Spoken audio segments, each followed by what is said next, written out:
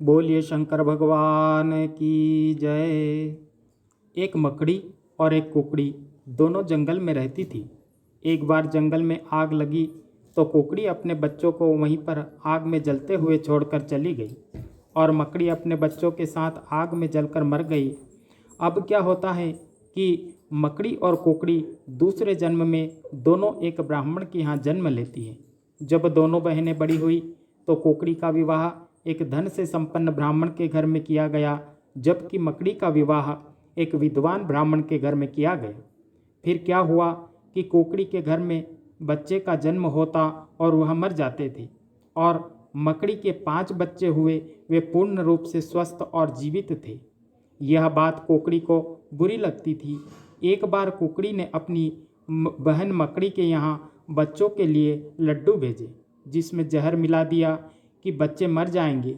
बच्चों ने सारे लड्डू खा लिए, लेकिन जहर का कोई असर नहीं हुआ। कुकड़ी सोचने लगे कि बच्चों ने लड्डू खा लिए होंगे, अब तो वे मर गए होंगे। नौकरानी को देखने के लिए भेजा। नौकरानी ने देखा कि सारे बच्चे खेल रहे हैं। नौकरानी ने सब हाल सुनाया। कुकड़ी ने सोचा कि अब क्या करना चाहिए। अब की बार कुकड़ी ने सांप बिच्छू मंगाकर मटके में भर दिए और बहन मकड़ी के यहाँ भेज दिया और बोला कि इसमें बच्चों के लिए खिलौने भेजे हैं। बच्चे दौड़कर मटके में से खिलौने निकालकर खेलने लगते हैं। सारे जहरीले जानवर खिलौने बन गए। कुकड़ी ने फिर नौकरानी को भेजा। नौकरानी तो देखती है कि बच्चे तो खेल रहे हैं। कुकड़ी को फिर आकर सारा हाल सुनाया। अब की बार कुकड़ी को अधिक क्रोध आया। उसने जल्लादों को बुलाया और 5 बच्चों के सिर धड़ से अलग करवाकर जंगल में फेंकवा दिया। अब क्या हुआ कि जब बच्चे मरे हुए पड़े थे, वहीं से शिव जी और पार्वती जी निकल रहे थे। उन्होंने देखा कि कोई बच्चों को मारकर फेंक गया है। पार्वती जी बोली कि इन बच्चों की माँ को बहुत दुख हो रहा होगा। शिव जी बोले कि यह कलयुग है पार्वती जी। हे पार्वती, यह कलयुग है, आपको बहुत से दृश्य दिखाई देंगे। आप किन किन को देखकर दुखी होंगी? पार्वती जी बोली कि इन 5 की माता एक है, सो बहुत दुखी हो रही होंगी। आप इन्हें जीवित कर दो। इतना सुनते ही शिवजी ने 5 बालकों को जीवित कर दिया और बच्चों ने शिव पार्वती जी को प्रणाम किया और अपने घर को चले गए। उधर कुकड़ी ने फिर नौकरानी को भेजा कि अब तो मेरी बहन रो रही होगी। नौकरानी ने देखा कि सारे बच्चे तो आराम से खेल रहे हैं। नौकरानी ने सारा हाल कुकड़ी को कह सुनाया।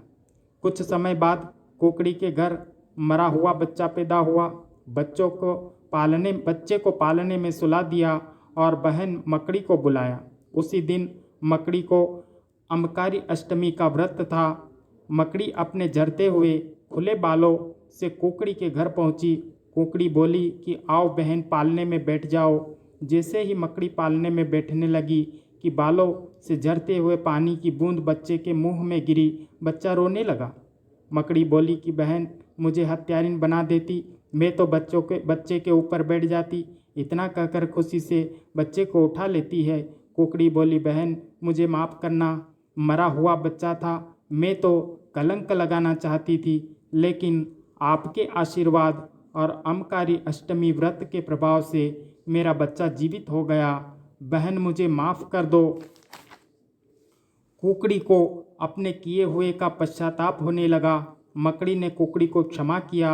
अब दोनों एक विद्वान पंडित के पास जाती है और पंडित जी बोले कि आप पूर्व जन्म में कुकड़ी और मकड़ी थी। जंगल में आग लगी।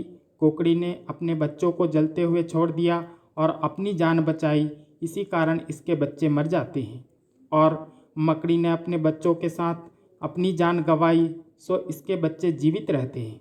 और अमकारी अष्टमी के व्रत के प्रभाव से मकड़ी के झरते बालों की बूंदें अमृत बनी और कुकड़ी का बच्चा जीवित हुआ। अंत में दोनों बहनों ने बच्चों का सुख उठाया और आनंदमय जीवन बिताया। बोलिए शंकर भगवान की जय।